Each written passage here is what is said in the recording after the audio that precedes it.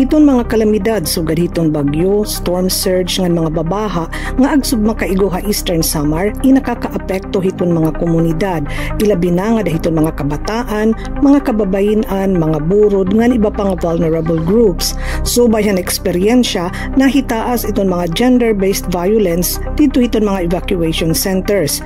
Ehemplo, kahumanhan bagyo Yolanda na hinabuini darahiton kakulanghin proteksyon. Darahini iton Good Neighbors Philippines provincial government ngan unom nga mga bungto inag-iimplementar hiton proyekto nga empowering responsive communities through anticipatory action in disaster-prone areas.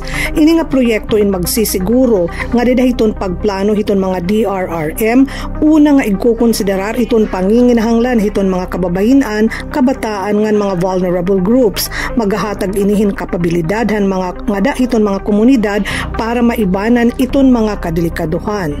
The anticipatory action means acting early before a disaster strike based on forecast and early warning triggers para mabawasan po ang impact nito sa ating komunidad.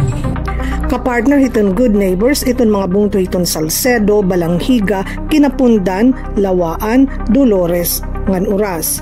Niyan na nakalabay nga tuig, pinirma ang Good Neighbors, mga LGU partners ng provincial government, usa nga tripartite memorandum of agreement para hininga katuyuanan.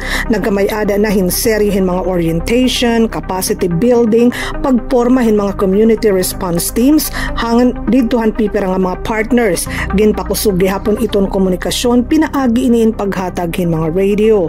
Siring pa iton mga opisyal nga tinambunghan katitirok para hininga programa, iton pagtagam in mas importante para maibanan iton mga kadelikaduhan hapanahon hin mga kataragman.